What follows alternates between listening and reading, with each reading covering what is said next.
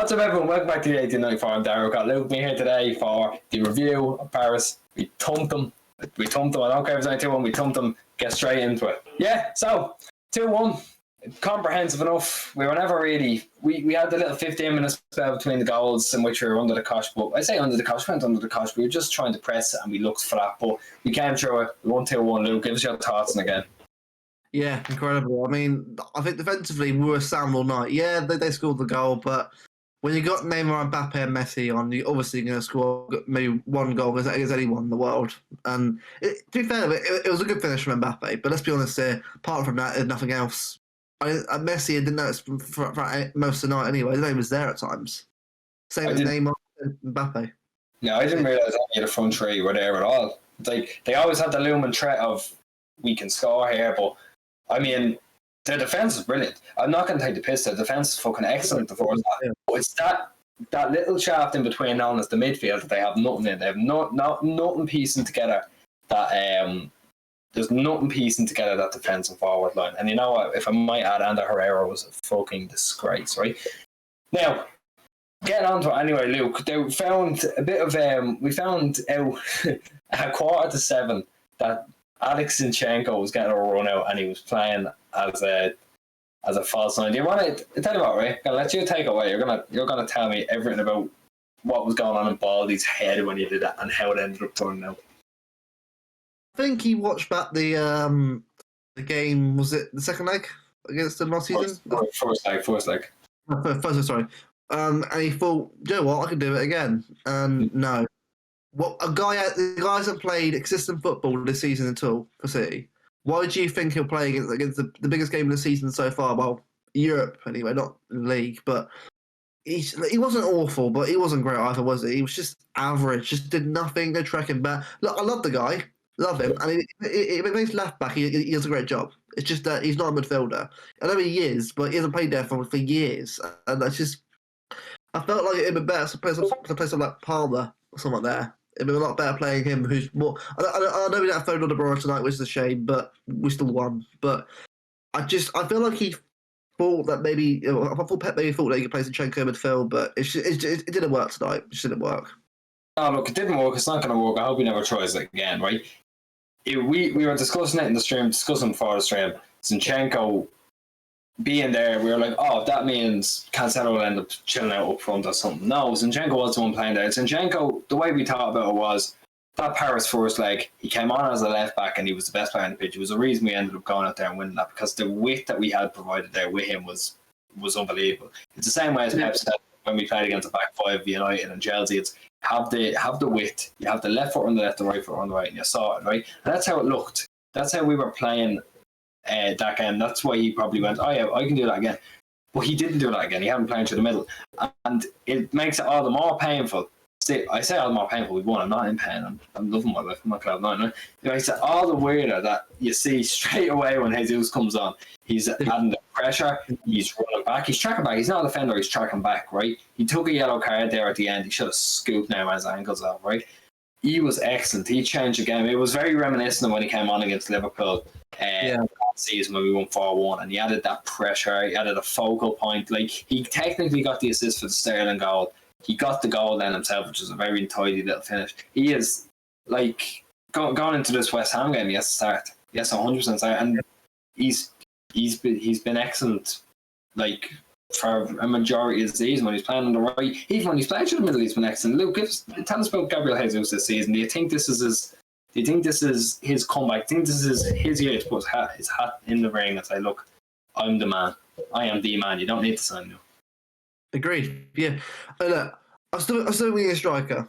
As I've always said, and everyone's always said in the fan base, we do need a striker, like a number 9. But Jesus is a great option on the wing at striker. That's all we need, Bruce. Someone who's going to rotate in that position. Because tonight he played a striker and did brilliantly. It was amazing tonight. The movement off the ball, the tracking back. It's what I wanted to see from him. He really is showing that tenacity and hunger that we're asking for from him. It's brilliant. And even the goal, well taken goal. I just hope that he can keep his form up, going through, especially through now again to Windsor, where it starts getting even more amount of games coming up. We need all the goals we can get, especially because I know we've got a lot of big teams now, but we still want to make sure we get the results against the mid-table team. This is where it's really going to matter. So I think tonight was a real statement of intent from him. I think this is where it starts to really be his remontada season. Yeah, look, you mentioned remontada, right? We're going to have to talk about Raheem Sterling again. Yeah. In his last 3 home games, he scored 3 goals, right? The man is well and truly, but I don't care if it was a tap in. I said it on stream 2 weeks ago, he misses that chance.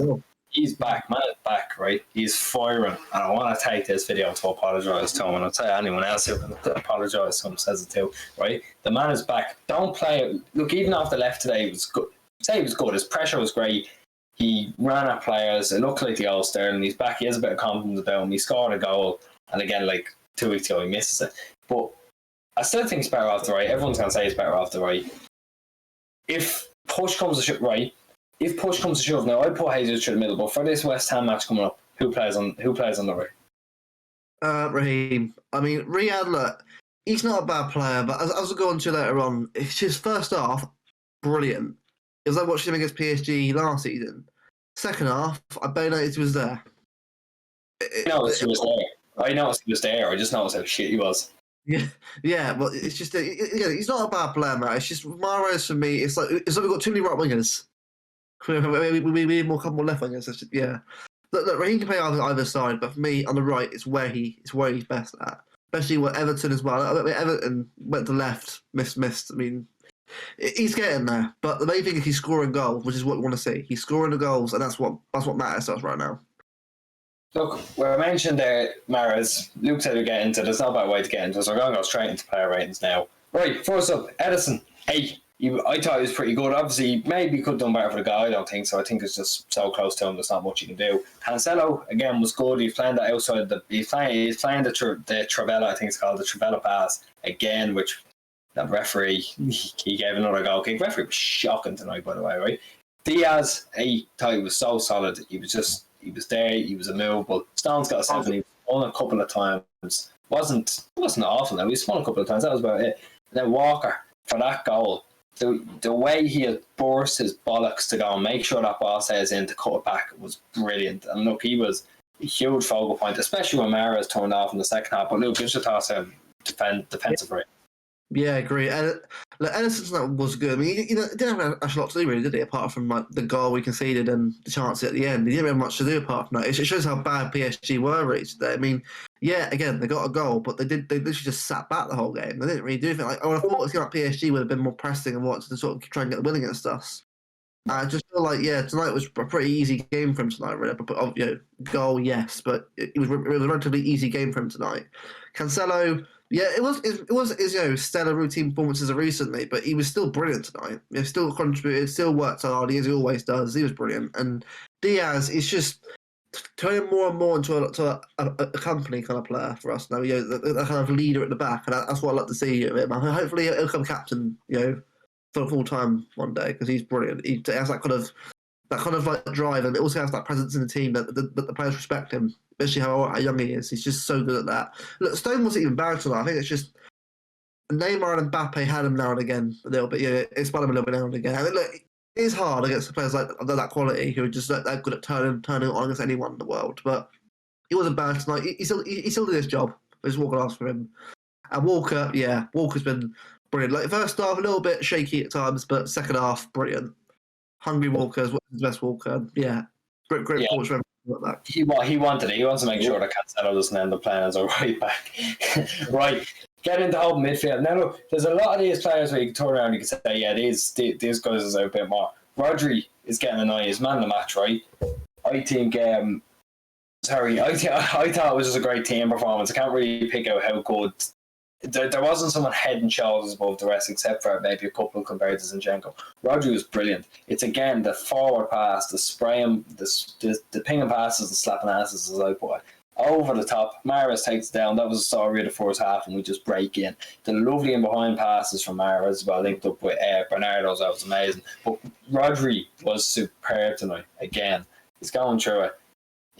He's irreplaceable. You can't take him out at the minute. He's so good, right? Zinchenko got a 6. He doesn't play that position. He's basically playing a false 9. There was no pressing. There was no nothing. He's only back from an injury. He can't play that position. He shouldn't have been playing that position, but we can look over it. It wasn't his fault, really, right? Gundogan gets 7. he's looked a lot faster the last couple of weeks. I will say that. He looks like when he just recovered from COVID, he's just steaming now. Like he's usually, it used to be the case of going like run for 60 minutes, step blown out of his arse. He has that engine about him now where he has a bit of pace about him and he can hold on to the pace for a long amount of time. He's still running at the end, and you know, as much as he does give, he can't usually keep the pace for that long, and he is now. Luke, tell us about that. Yeah, Rodri. Every time I think I've been on here now about Rodri, he's just every week impresses me. He's just unbelievable, mate. Honestly, I'm so happy he's got that form. He's probably the best defensive midfielder in the world right now on current form. It's just so good. I'm so happy for him as well. Like especially after the tough start he had at the club, he's really coming to his own. I think he's now becoming more a fan favourite now every week, which is good to see. Good to see him get that confidence going as well. Zinni, look, I love Zinni. I know you love Zinni, but we have been better tonight. The way he was playing was not where he should have played tonight. It's just it wasn't for him. It should have been Cole Palmer tonight. I know it's PSG, but I'll still play Cole Palmer over Zinchenko there tonight. But the main thing is that Me personally, I'm playing Jesus. I tweeted saying it was criminal that he wasn't playing. Yeah, fair enough. But still, the main thing is that we got the win tonight, so it doesn't really matter in hindsight. But yeah, hopefully he can play left back at some point in a couple of games here and then, sort of cover for Walker and Cancelo in the future. And yeah, Gundogan, it wasn't stellar Gundogan, but he did a good job tonight. Worked hard, passed the ball, distributed it. Yeah, I can't ask much more of him, really. I mean, yeah, the midfield was good tonight, apart from Zinchenko, but yeah, good. Yeah, exactly. Look, everyone had a good game. I don't think anyone except Zinchenko had a really, really, really poor game.